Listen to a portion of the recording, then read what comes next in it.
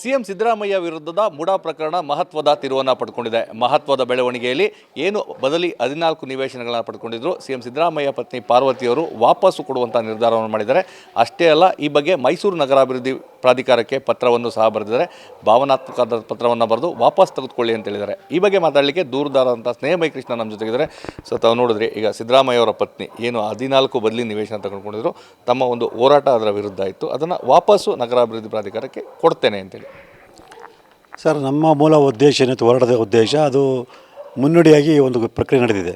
So ಇವರೊಬ್ಬರೇ ಕೊಟ್ಟರೆ ಅಷ್ಟೇ ನನ್ನ ಹೋರಾಟ ಅಲ್ಲ. ಸೊ ಏನು ಇದೇ ರೀತಿ ಬೇರೆ ರಾಜಕಾರಣಿಗಳು, ಪ್ರಭಾವಿ ಅಧಿಕಾರಿಗಳು, ಪ್ರಭಾವಿ ವ್ಯಕ್ತಿಗಳು ಅಕ್ರಮವಾಗಿ 50 ಅನ್ನೋ ಹೆಸರಲ್ಲಿ ನಿವೇಶನ ಪ್ರಕರಣ, ಅವೆಲ್ಲ ನಿವೇಶನ ಕೂಡ ಮೈಸೂರು ನಗರಾಭಿವೃದ್ಧಿ ಪ್ರಾಧಿಕಾರಕ್ಕೆ ವಾಪಸ್ ಬರಬೇಕು. ಆ ನಿವೇಶನಗಳು ಆರೋಪಗಳಲ್ಲಿ ಸೇರಬೇಕು ಅನ್ನೋದು ಉದ್ದೇಶ.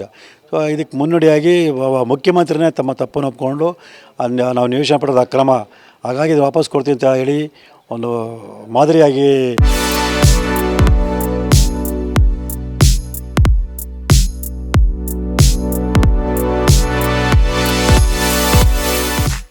ಅನ್ನೋ ರೀತಿಯಲ್ಲಿ ವಾಪಸ್ ಕೊಟ್ಟಿದ್ದಾರೆ.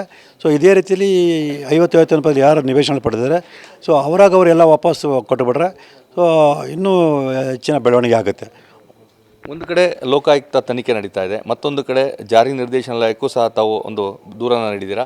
CBIಗೆ ವಹಿಸ್ಬೇಕಂತೇಳಿ ಕೋರ್ಟ್ನಲ್ಲಿ ಹೋರಾಟ ಮಾಡ್ತಾ ಇದ್ದೀರಾ. ಒಂದು ಕಡೆ ಇದು ವಾಪಸ್ ಕೊಡ್ತಾ ಇರೋದು ಈ ಒಂದು ಹೋರಾಟ, ಕಾನೂನು ಹೋರಾಟಗಳು.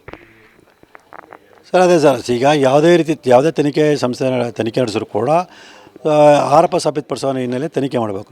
ಈಗ ಅವ್ರ ಸೈಟ್ ವಾಪಸ್ಸು ಕೊಟ್ಟಿರೋದು ತನಿಖಾ ಸಂಸ್ಥೆಗಳಿಗೆ ಒಂದು ಆದಷ್ಟು ಬಗ್ಗೆ ತನಿಖೆ ಒಂದು ಅನುಕೂಲ ಆದಂಗೆ ಆಗಿದೆ.